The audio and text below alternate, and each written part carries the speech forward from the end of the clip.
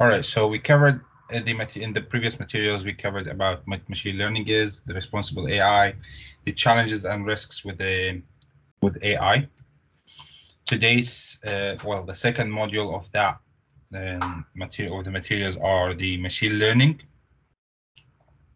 Okay, what you will be learning in this module is sorry, introduction to machine learning. What is machine learning?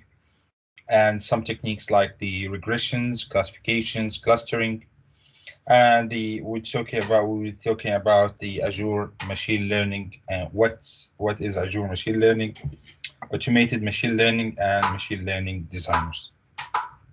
Starting with an introduction to Azure, introduction to machine learning. So, creating predictive models by finding relationships in data. Okay, so what that means. Let's take some examples in here. Suppose a botanist collections some samples of flowers. Okay,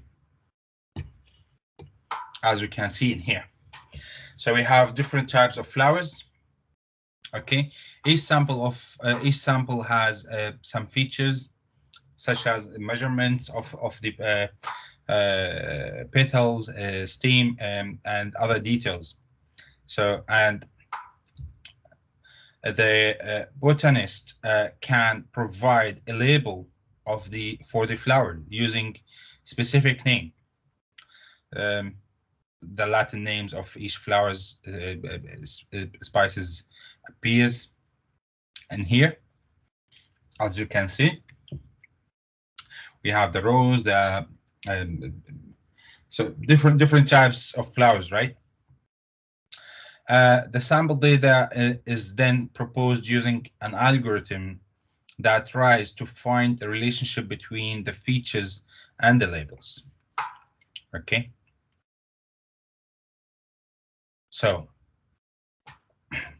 the result of this algorithm is a machine learning model. And since the model has learned the relationship between the features and labels, you can use it to predict the spices of a flower based on its features. Okay, so that's what machine learning, the concept of machine learning in a nutshell. There are different techniques for machine learning, different algorithms. One of the popular ones is called the regression. So it's one of the most common machine learning techniques, and you can use regression when you want to predict numeric values like prices, a sale total, or some other measurements. Look at the examples and get how it works. Okay, so there is a little mathematics involved, but don't worry for now, and the basic idea is fairly straightforward. In this example, we will imagine a bicycle rental company that wants to predict a number of rentals on a given day based on the weather condition. So we will start with some historical data about the cycle rental for this sample example. For this simple example, we will restrict this to just the temperature and the number of rentals per day.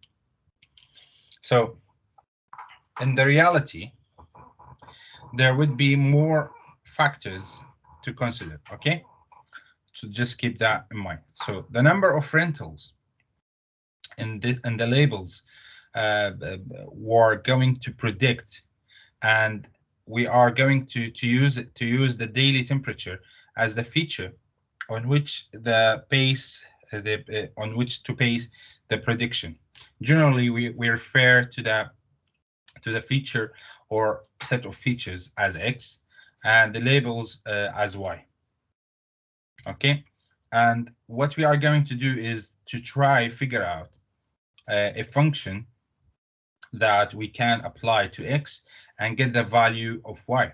So this function will be the basis of the model, of a model that we can use to predict y, and then or for any given value of x. So as you can see in here, right? So this is x and this is y. When we find a function, we all want to validate it with some data from the days where we already know the number of rentals, so we can see how well it predicts. So we will split the data into subset that will use the train. We use the model to train the model, and hold back subset for validation. By validation, I mean the when I explained to you about the testing, training and testing before, one of the ways to validate the data or make sure that the data is accurate is to split it into training part and validation or testing part, like 60% for training, 40% for testing. Some people might use 70-30, 80-20. Okay, depends on the module that you're using. Okay, so to find an appropriate function, let's plot the x and y values so we can visualize the relationship between them. Okay, so looking at the plot, you can see that a trend in which higher temperature tend to correlate with the rental. In fact, we can fit in a line between them, between the plotted points, and that more or less describe this correlation. And we can use this line to work out a calculation that produced. Okay, so x from y, to produce x from y. The ability to use a line like this to define a function for xy relationship is technically called linear regression, which sounds complicated, I think, but let's look at the basic principle on how it works, and hopefully you will find that it's actually fairly intuitive. So the point where the line intercept with the y-axis is around 35. Okay, and then so as you can see in here, and the slope of the lines, such as that every 1 unit of x, it goes along. It goes up around 1.5 units of y, as you can see in here. So the function that appears on x to find y is 35 plus 1.5 times x. Okay,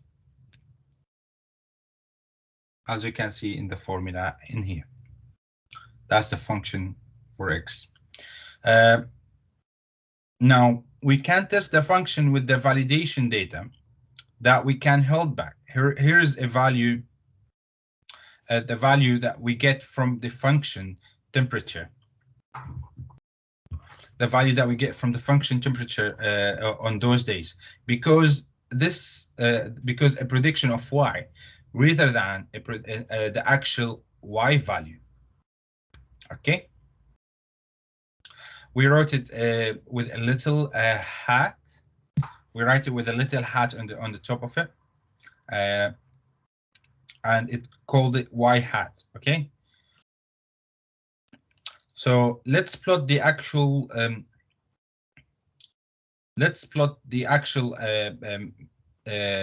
values from the validation data along with the line from which the predicted values were calculated.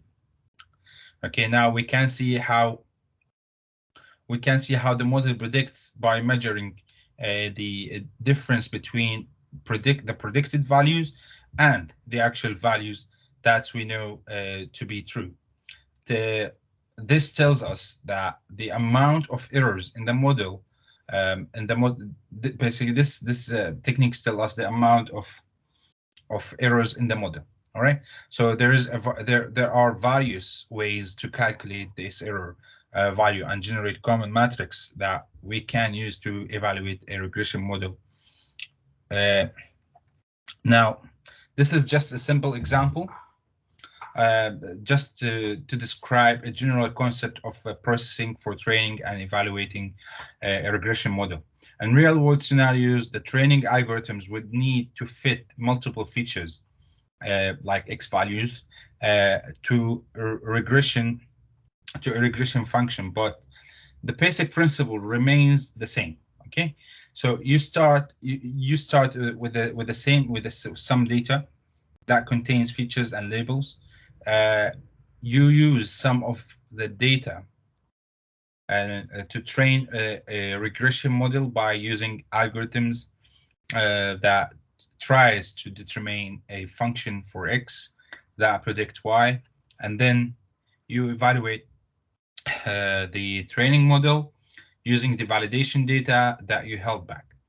If you are happy with the level of errors in the model, you can then use it to infer unknown label values in new cases. One of the examples as well that we face, I think, or we can see daily, once you open your weather application. So the weather forecast, for example, you can see in here, it tells you when the temperature will be on Tuesday, Wednesday, even though I'm still on Saturday. So this is one thing of the regression models that you can use in there.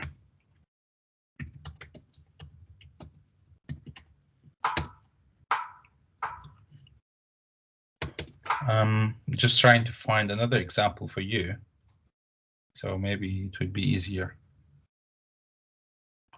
Also, another example is to calculate the revenue.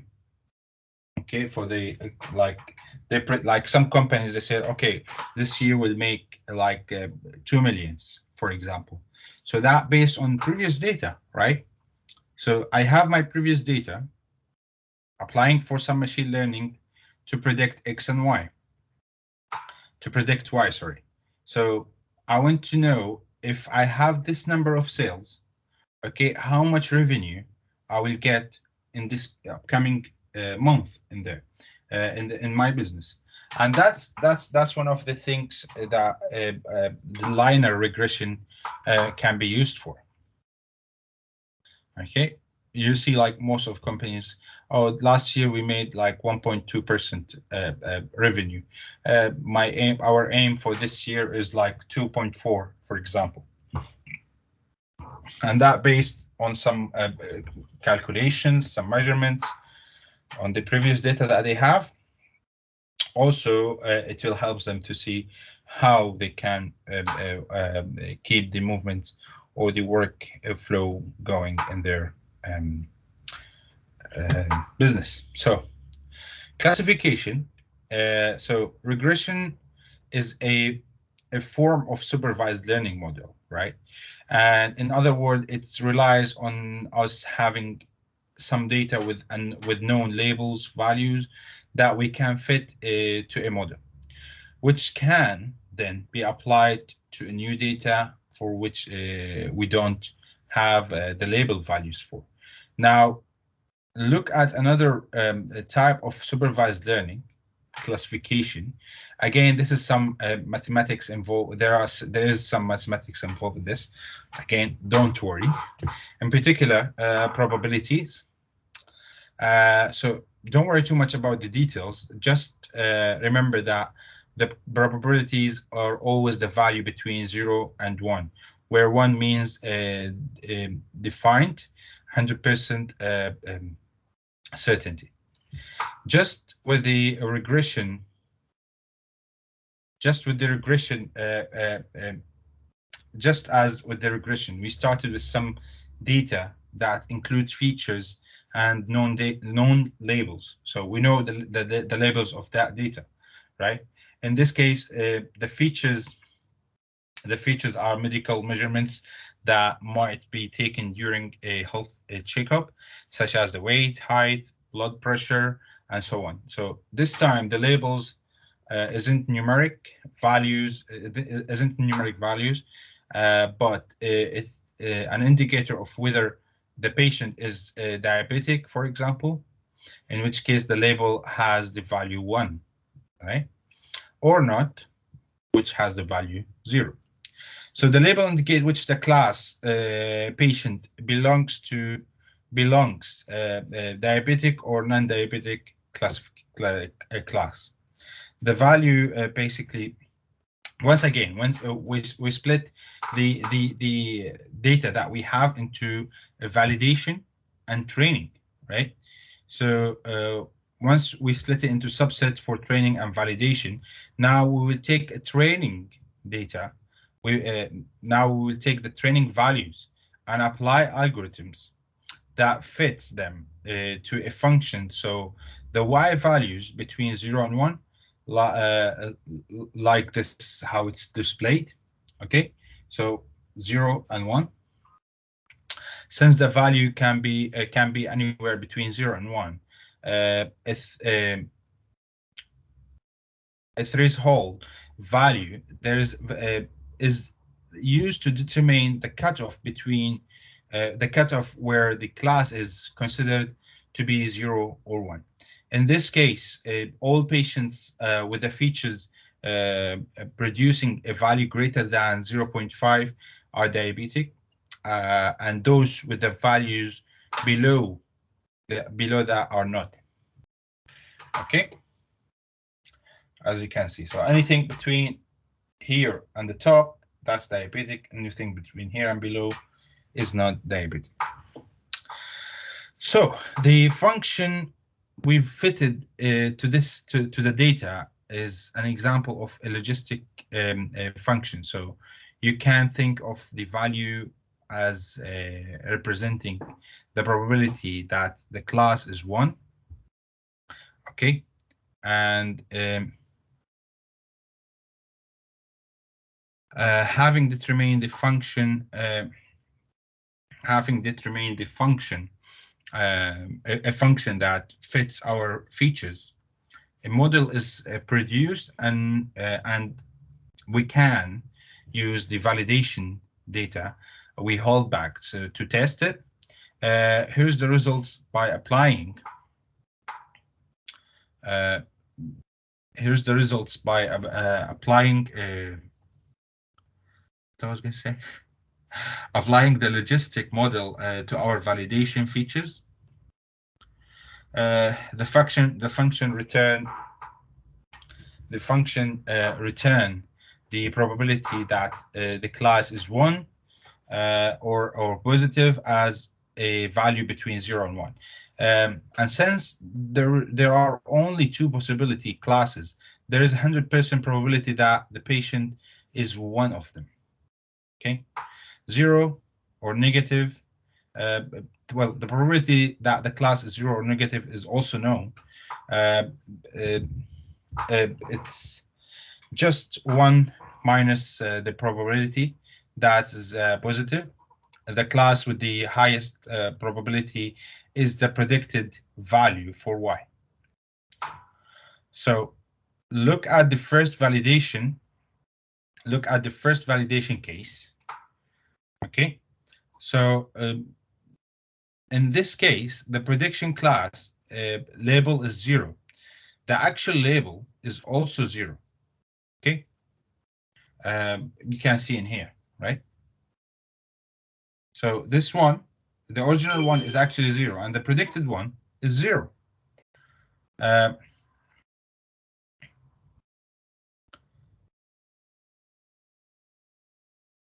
So the model got it right. It's true negative. The second case results in the prediction is of 1. In prediction of 1, For an actual value of 1, it's again correct. It's time. This time it's the true positive. You know what true positive is, and so positive it means that they have diabetes. True negative, they don't have diabetes. For the third case, the prediction is 1, but the actual value is 0. So the model got this one wrong.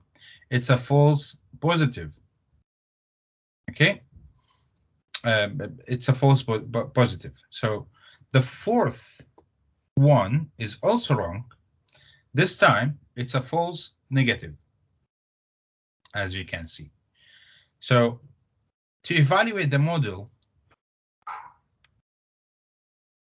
we tabulate the prediction results in a format called confusion matrix. We'll be talking about this in a second. So like this, where in a real scenario, you would use much more you use much more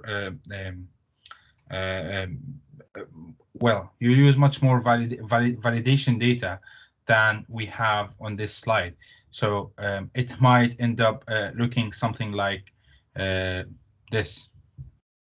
Okay.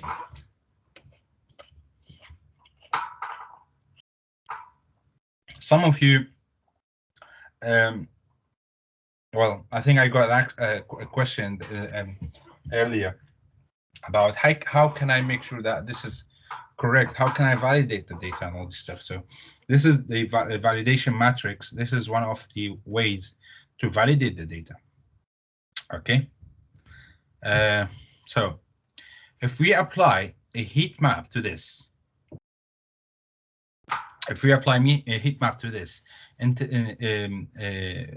intensifying the cells in the matrix to reflect the value, you can easily see that the correct prediction in the true positive and the true negative cells from the dark diagonal line. So from the top left to the bottom right, indicating that the model got more than a prediction right than wrong. Okay, so from the values in the confusion matrix, you can calculate multiple matrices that can be used to measure the performance of the model. Another classification model, I think would be easier for you to understand is, let's say we have a set of animals, right? So, and I have list of groups.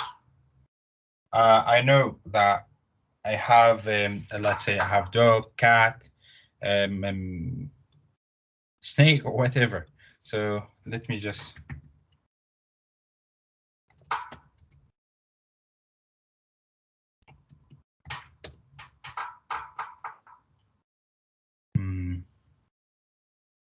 Oh yeah, actually, one of the classifications methods is actually that we're using in our day is the emails. So you have set of spam emails and the actual emails that comes to you. So based on some data or like some measurements, it's classify why this email should be spam and put it in the junk mail, and why this one should be put in the inbox. So this is one of the classification methods that we can basically we face in our day, right?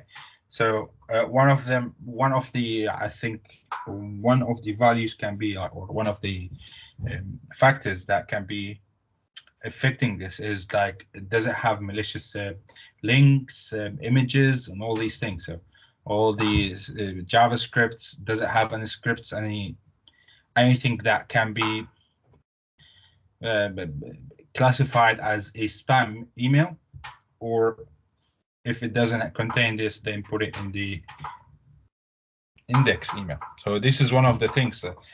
Sometimes it gets it wrong still. So you see, like some of you regarding the BCU emails, for example, some of you might getting the email to your junk mail. So you need to go and check that one, because there is a percentage of a mistake that, or wrong prediction that might the system do. Uh, Now, regression and classifications both are from a supervised learning. Now, let's look at let's look at an unsupervised learning. Okay, so far we experienced the supervised learning, and now let's explore the one of the techniques that used in unsupervised learning. So, suppose to collect some. Now, let's take an example again. Suppose we collect some observations of flower, noting the height and number of petals and for each sample. What we want to do is to group these flowers that are similar together, but we have no known label that we can use for this model. Okay, so I don't know the name of this. It's not labeled. I don't have a label for this, but I have the height. I have the shape or the shape of that flower. Okay, so instead we think of the features and value, the feature value that we have as being a coordinates on which we can plot the sample data points. In this case, we have two features, the heights and the petals. So we can plot them on the on a two-dimension grid like this. And now we need to decide how many clusters we need to group them to group the observations into. The value of the of the value is a generally referred to as a K. Okay, and we simply assign K points at random locations on our grid like this. So in this case, we have used the K value of 3, so we end up with 3 clusters. Each of the K points that we've plotted, we will centroid for the class will be a centroid for a centroid for a cluster. So we assign the sample data points to nearest to its nearest coordinate controid centroid. So to the nearest center. Sorry. Okay. So I have 3 clusters in here. Each one of those is a K. So now in my case for the sample data, I have K equal to 3. So now once it comes to assigning to the flower to every cluster, what it does is it takes the nearest center to it. Okay. So now we move each centroid to the middle of the points in its cluster based on the mean distance.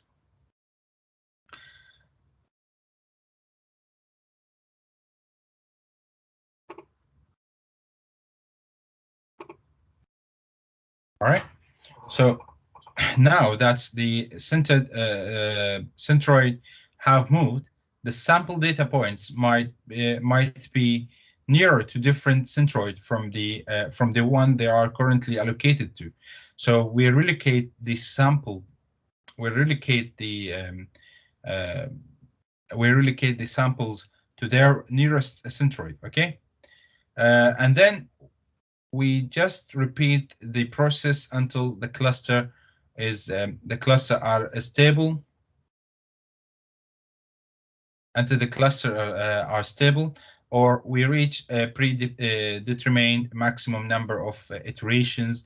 In this case, the cluster soon stabilized as well separated groups of related flowers. All right. So this clustering techniques, which is use K centroid and moves them to the mean distance, between their data points, known as a k-means clustering. Okay, so this is one technique of the clustering. Let me share with you a website that I usually do.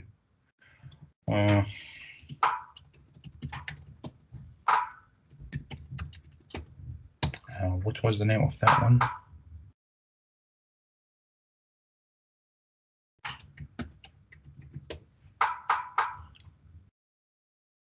I'm just trying to find that sklearn.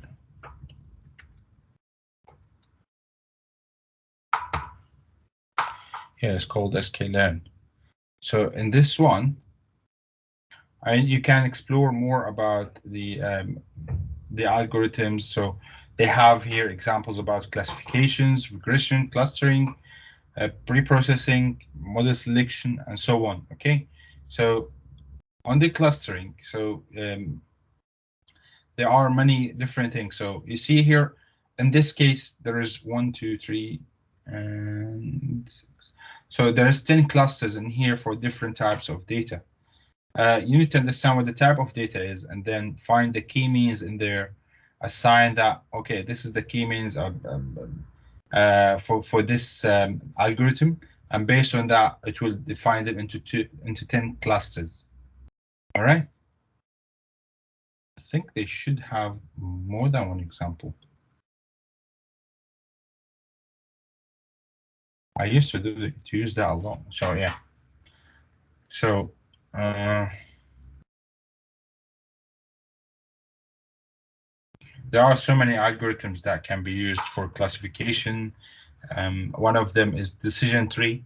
So it makes tree. So let's say about a loan, like if you want to take a loan from the bank.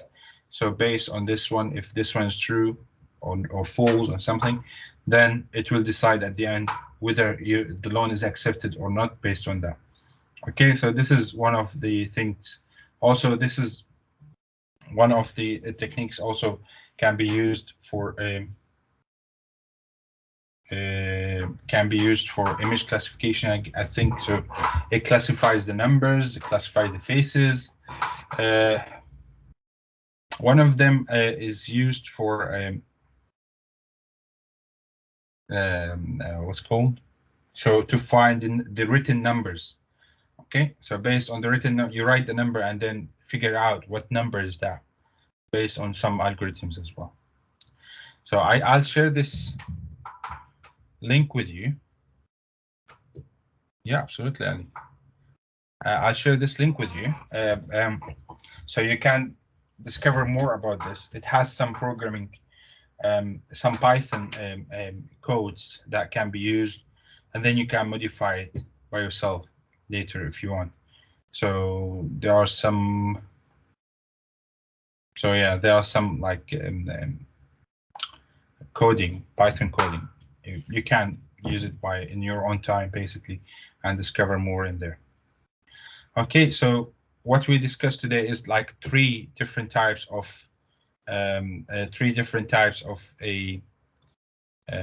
techniques that are used for supervised and supervised learning. Will come up here, for example, at the end. So these two are the same, these two are the same, these two are the same. By the look at them, you'll find they are exactly the same. So that's why I cluster the groups into similar things in there. And it's the same thing with the Legos, for example. Let's say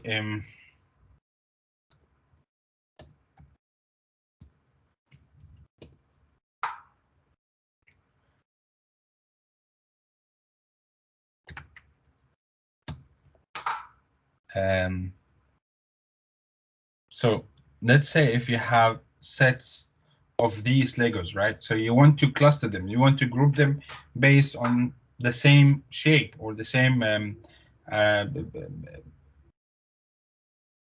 item, basically the same Lego. So what you do, you identify them. Doesn't have to be the same color, but what you do is to visualize the, or like cluster them based on the same shape or like some data or values in that. All right. I think the Lego one is like a really good example. So you might end up in there with like 20 different clusters or 30 different clusters, depends on how many shapes you have in there.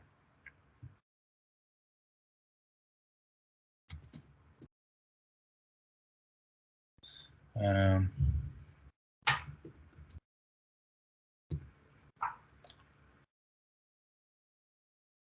trying to.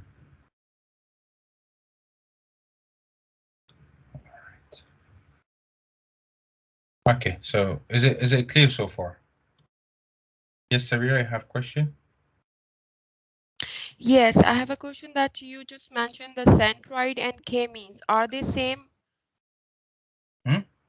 The you just mentioned about the centroid and the K-means. Yes. So the centroid is the how many centers I need in there. So they will be selected randomly, I guess. So once you apply how many centers how many centroids I have in there. So that means the K means equal to the number of centroids. Okay. Okay.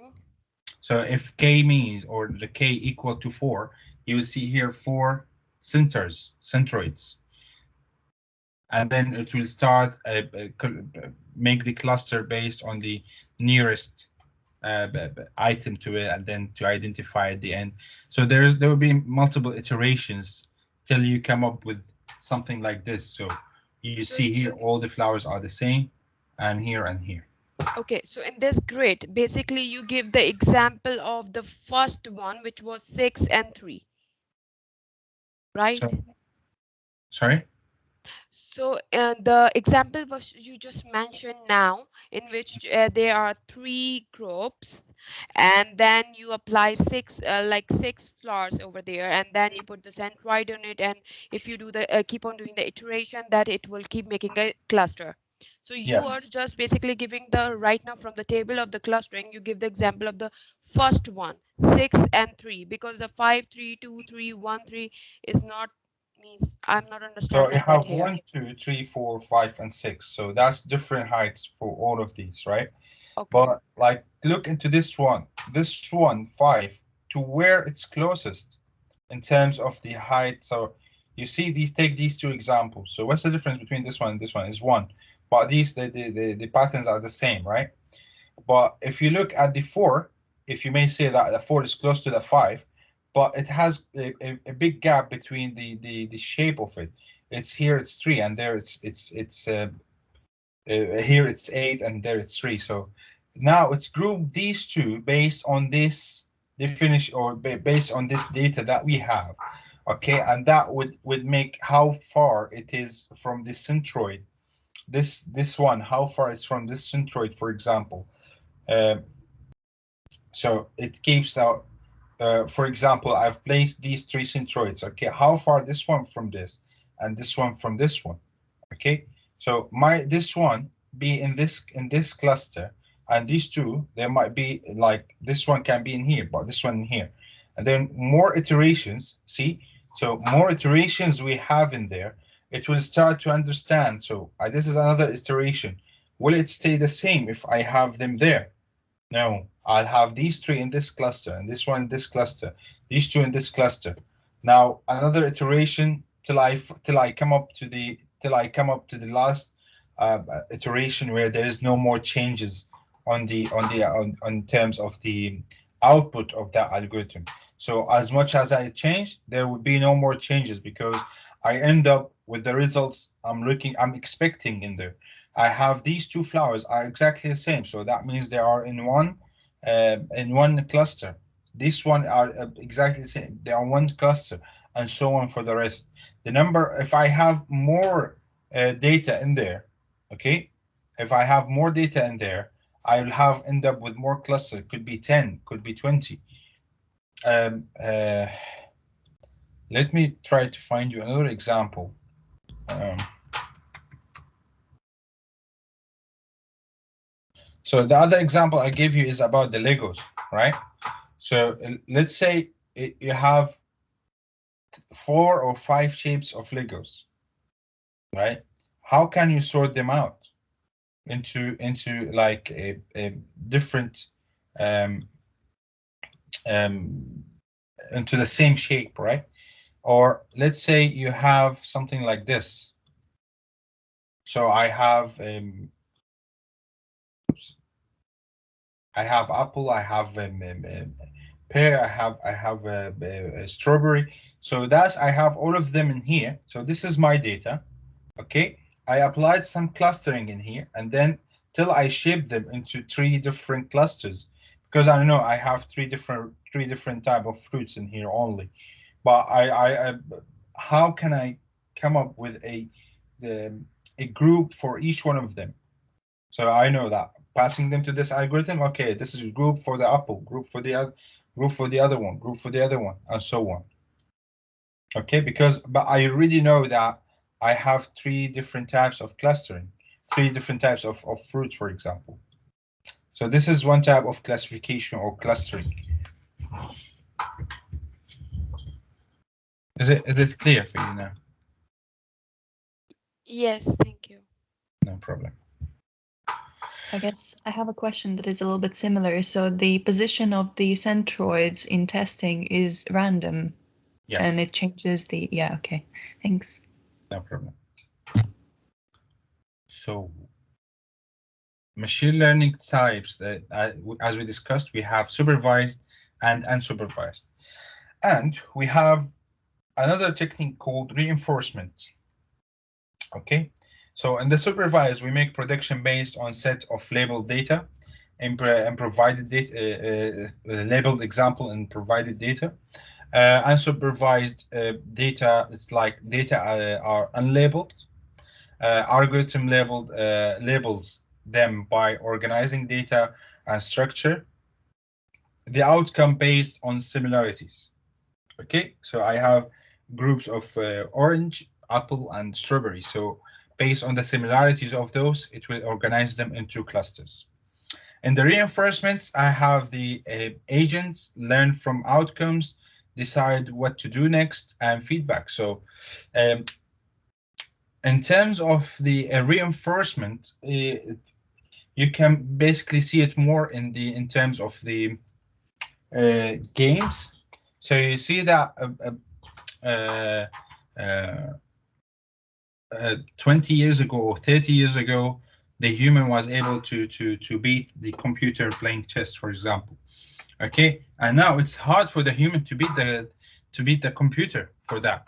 Because why? Because every time it learns, every time the human makes move, or the computer makes an error, it learns from that until it come up to a technique uh, where the human it would be hard for the human to beat the computer.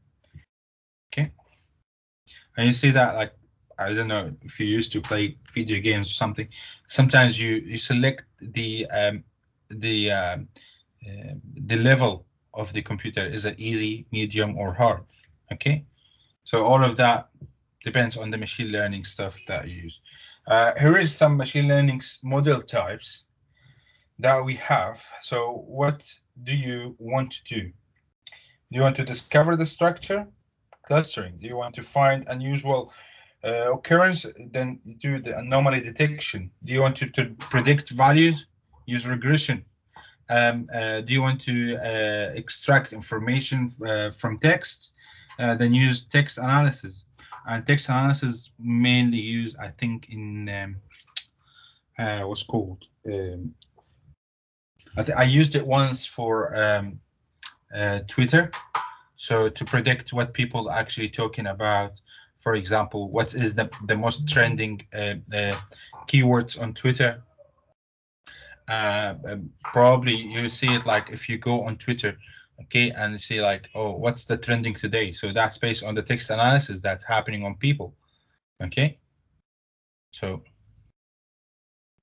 in here, if you go on trending, you'll see, okay, so it has different analysis that, okay, people are talking about this or that or so on.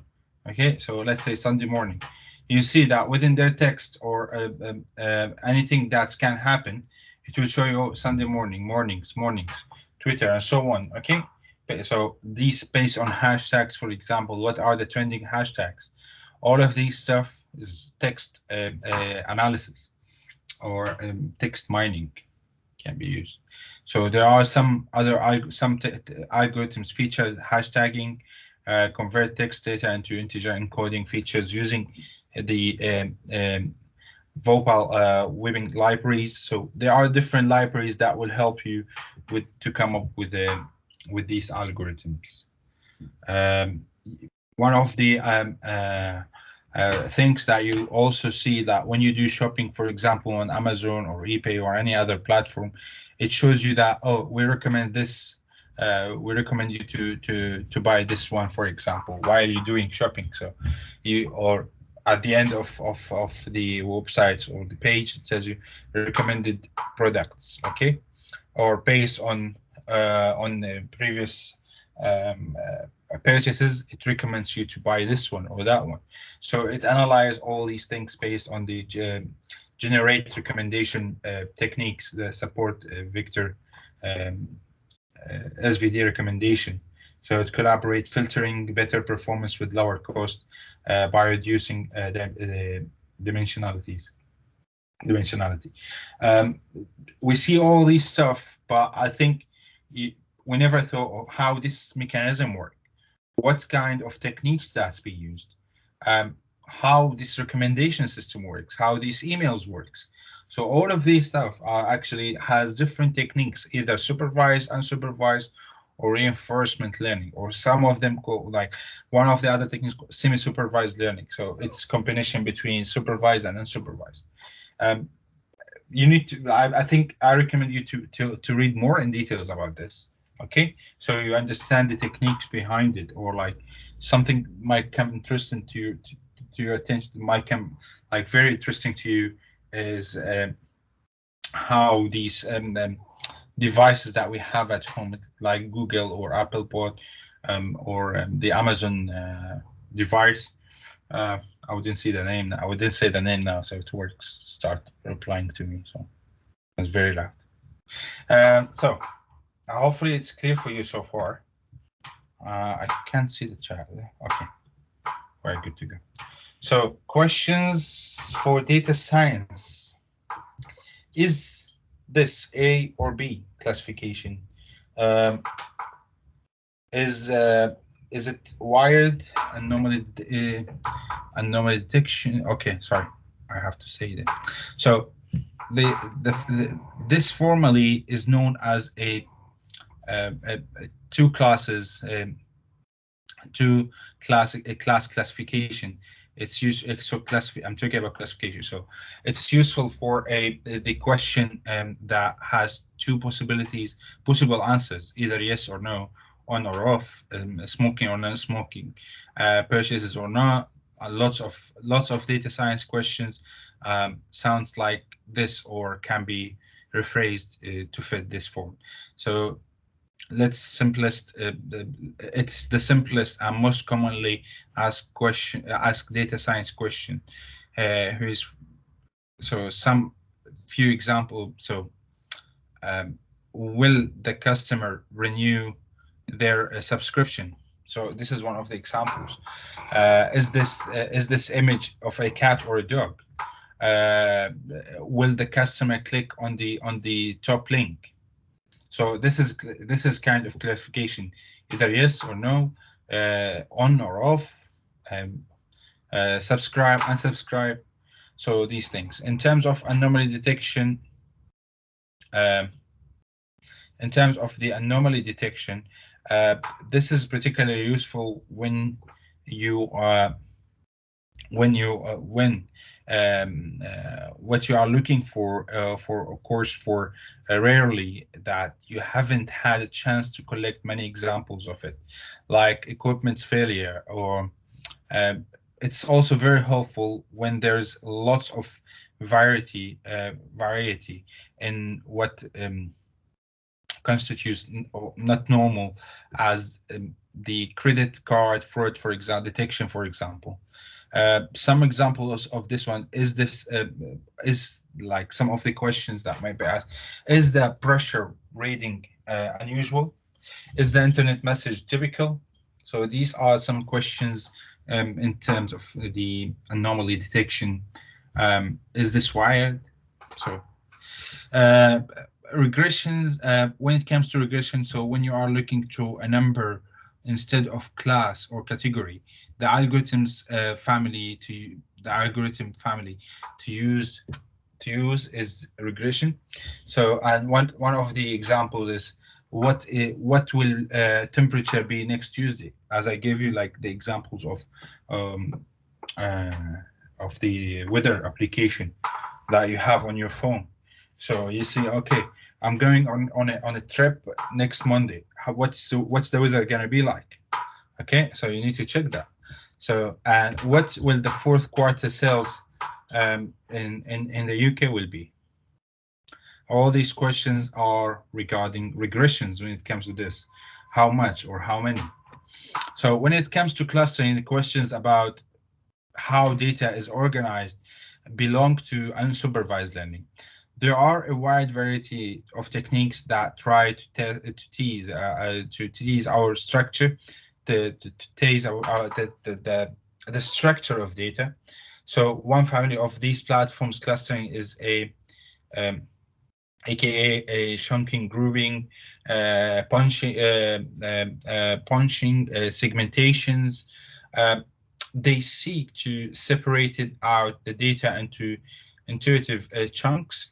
Uh, that makes what makes clustering different from supervised learning is that there's no number or names that tells what group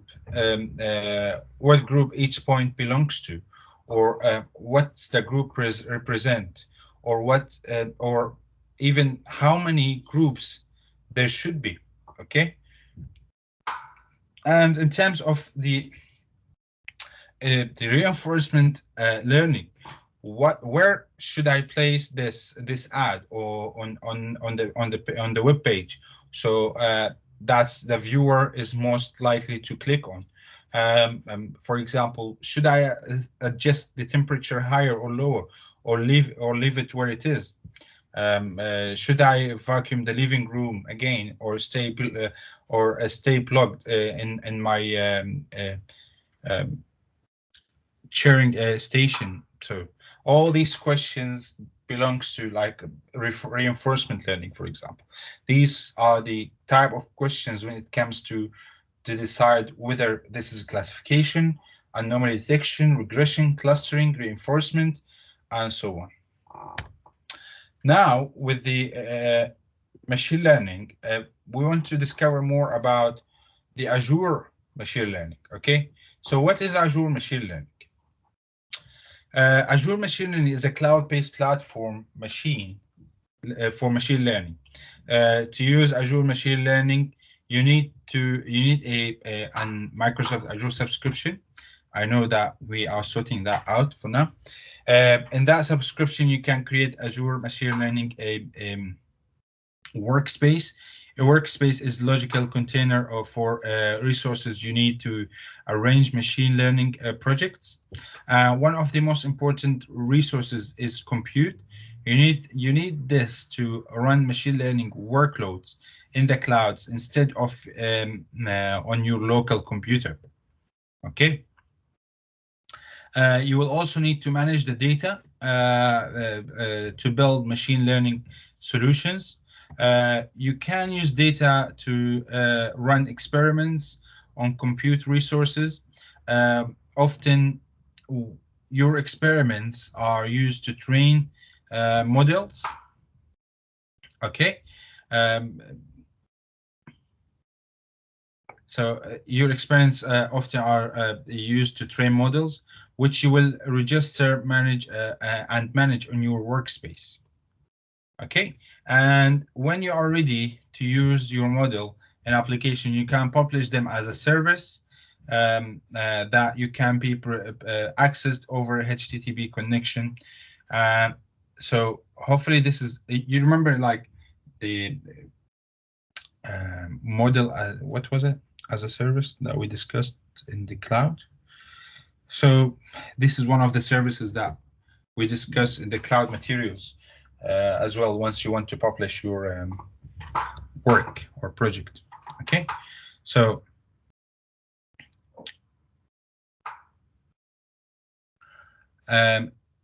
let's carry on with this one, and then what we will be doing is to go to Azure portal in the web browser, and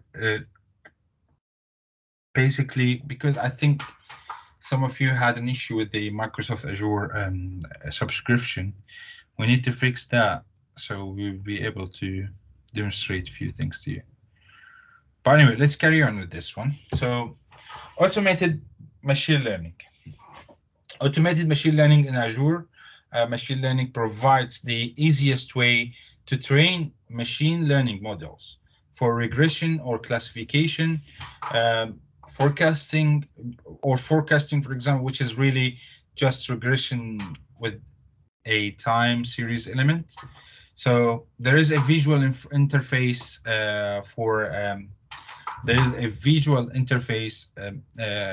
for automated machine learning in Azure Machine Learning Studio web portal.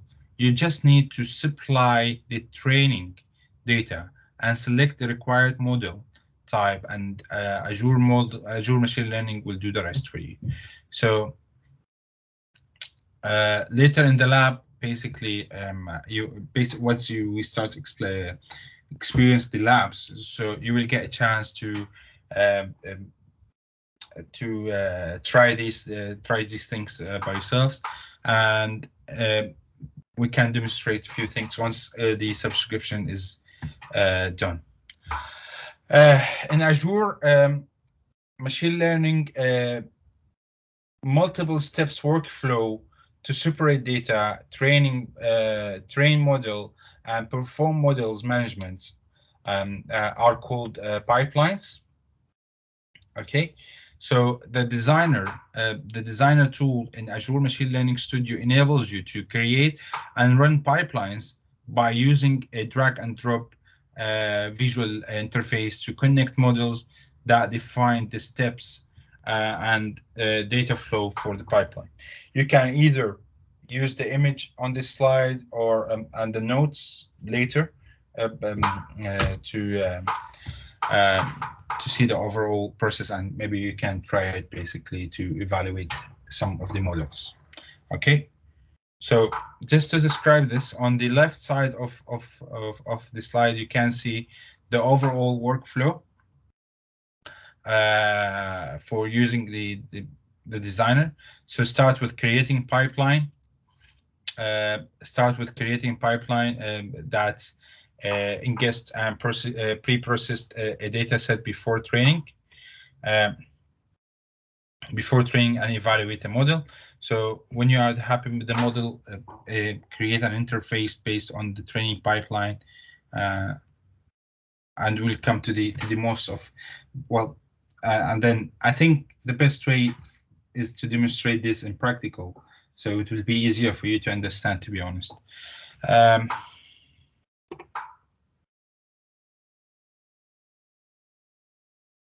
Yeah, I think the best way is just to demonstrate this in practical. It will be easier for you. In terms of creating, I think we are done for now, but okay. Azure portal. So basically, let me start my free trial on here. Not really sure if I actually used them or not yet.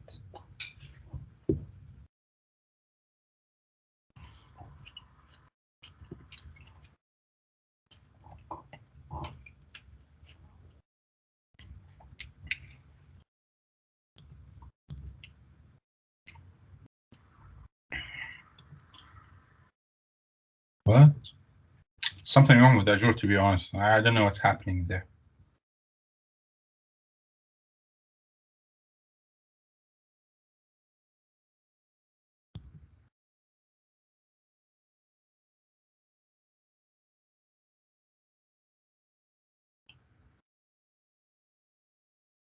I don't know if I need to use my other account.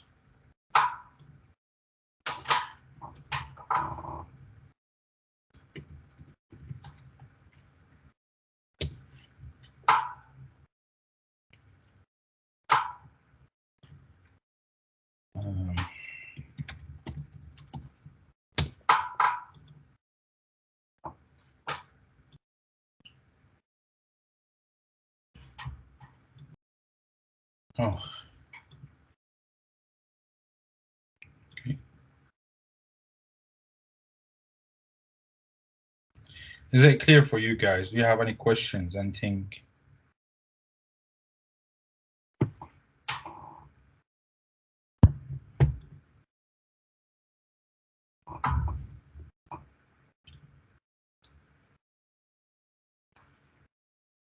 Oh, I have one.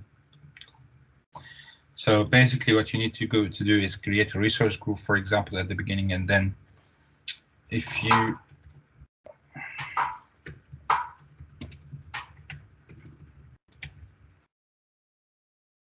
so machine learning, you will see that this is here you create the machine learning resource group. There's no new one.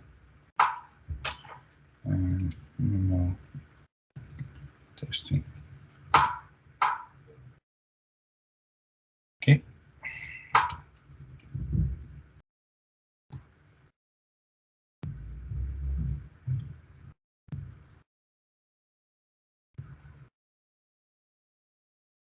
Do you have any questions, guys? Is there anything that's not clear for you?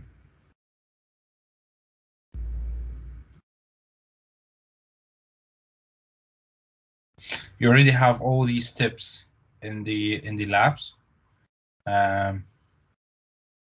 So in here, what you need to do to go through all these steps, okay? And so basically log into your Azure portal and then go to resource group, create a new resource group. And then once it's done, go to the home, click on machine learning, create the machine learning service that they have.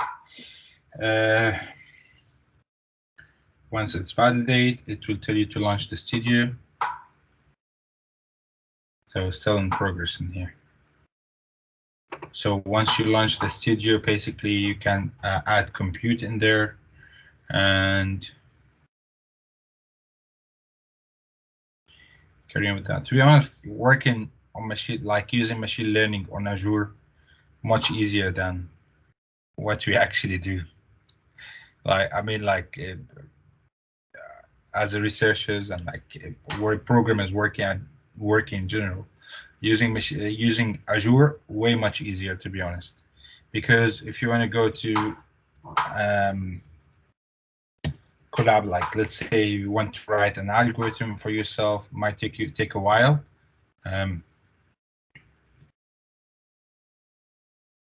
Might take a while in there.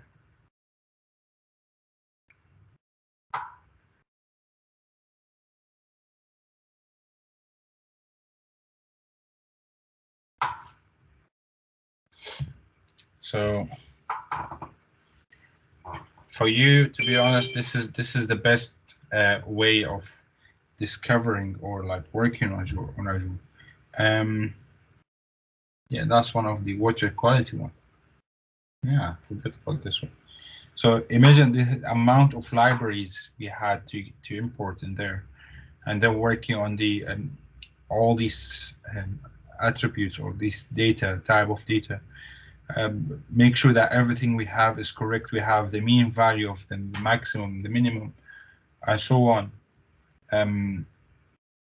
All of these actually with codes, you have to do them one by one, and then split them. Oh, this is one of the things.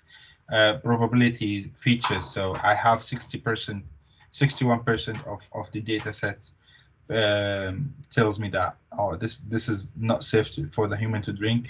Another 39 for the human to drink. Okay, well, this is different type of visualization to the probability. And then you identify, for example, the features of those ones, the hardness, the saltness, so all the other features, the organic carbon in there. So you see the probability of the water not to be drinkable is higher than the drinkable one in that case, and so on. So you see different shapes, different patterns, different analysis for each one of them. And this is another way also in terms of explaining those things. those all the other features for there. But yeah, so these are one of the things that we used for prediction. One of the stuff I showed you was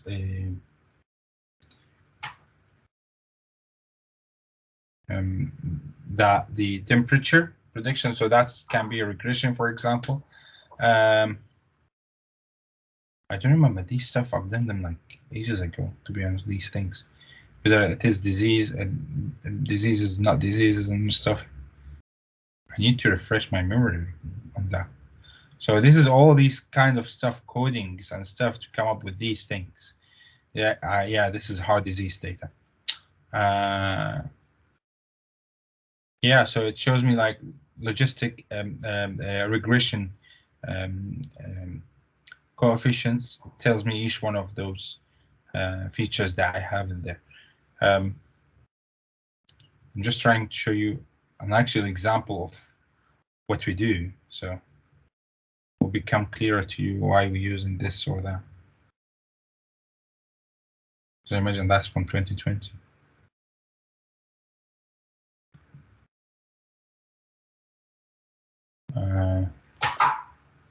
CO2. So I think this is something to do with the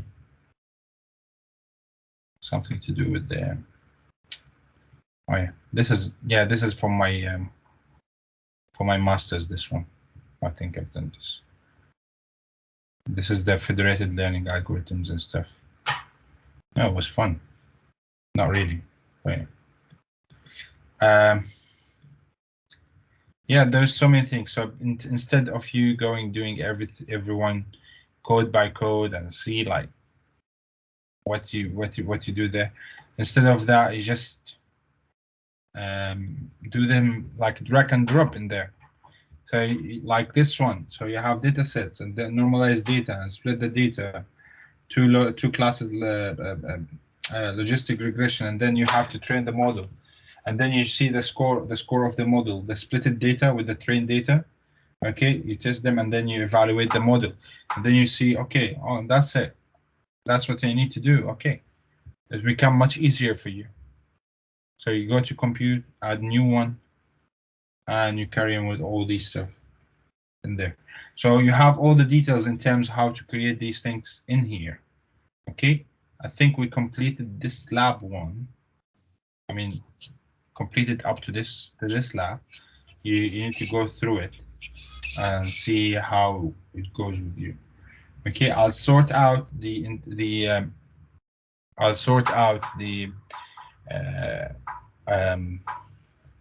subscriptions for Azure as soon as I can.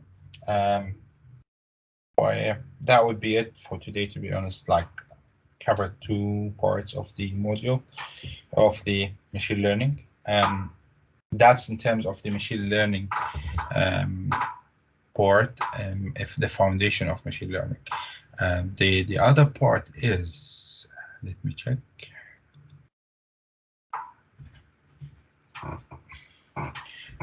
Which will be starting on Wednesday, is the computer vision. Okay, so if you have an exam on Wednesday, I'll try to make the session after the exam very short, because I know you will be tired from the exam and preparing for the exam. If not, we'll carry on with this one. Okay, again, I can't promise anything regarding the exam, but I'll do my best with that. Okay, hopefully it wasn't too much for you today with the thingy. Oh yeah, any questions?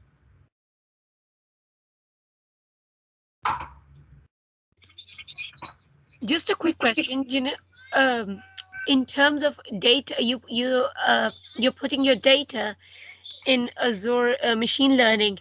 How much control do we have after that? Because if it's a confidential data, is it okay to use confidential data in Azure? Or we just gonna lose our confidentiality in terms of that? What do you mean? Like, where like, do you want? Where do you want to get the like that Like private? if you have an official document and you want to use that's the official data, and you want to use that So you will to have some process. samples. You will have some sample data. No, no, I'm just saying, not like the sample data now. Like if you're using Azure for official things, then not for now. Yeah, but let me show you. Usually, what we do is in terms of the data, using this one. Okay, the UCI machine learning repository. So you have tons of data in there, and it tells you what type of default task in there. So you have classification, recommendation system. These are the publicly available. Okay, in terms of using private data, okay, something that confidential and like very private, you need to make sure you have everything ready in terms of like uh, it has to remain private. Okay, so with Azure you can use it to apply a few things, but you can't go out, spread it out of that. Okay, that's hopefully that answers your question.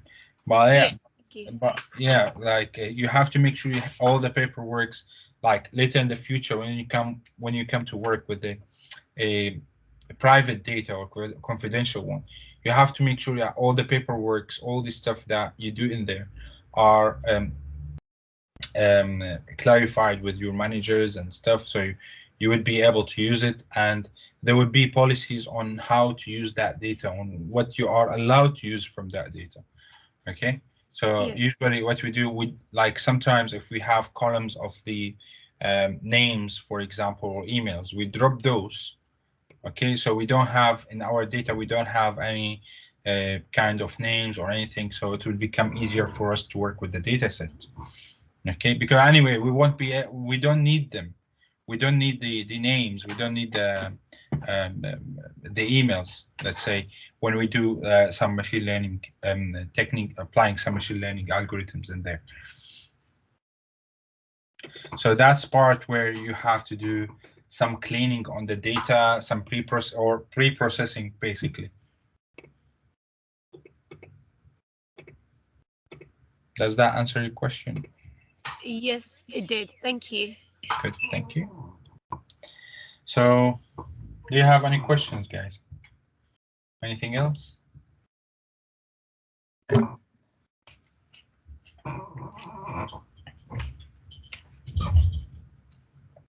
Yes, Habir? I'm sorry, I need to talk to you beside the boot camp. Can I have a 5 minutes after this session, please? Yeah, sure. Okay.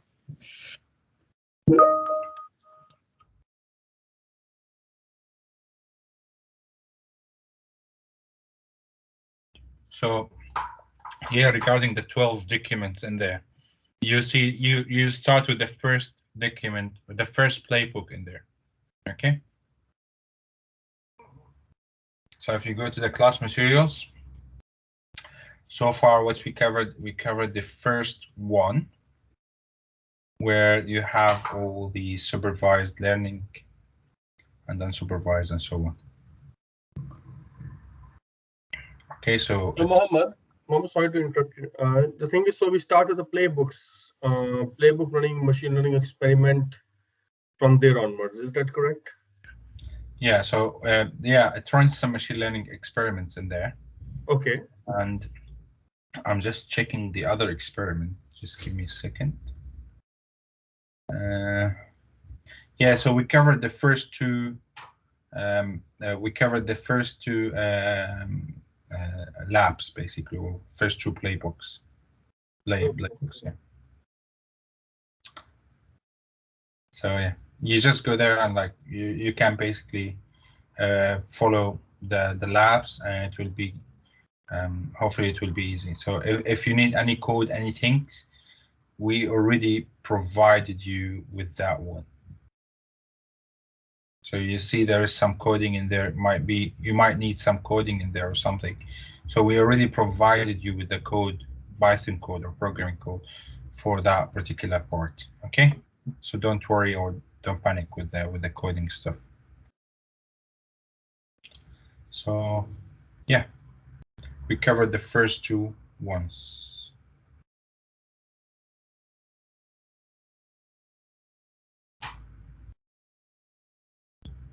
Yeah, you can find the labs inside the AI 900 materials. And Darren, yes, so the first two playbooks are for today's session.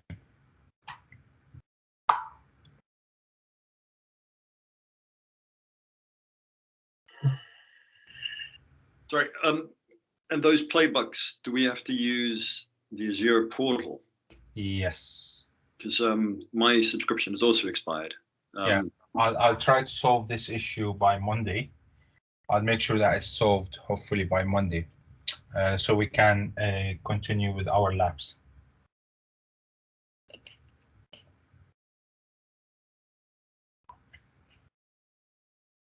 All right, so that would be it for today. And you are free to go.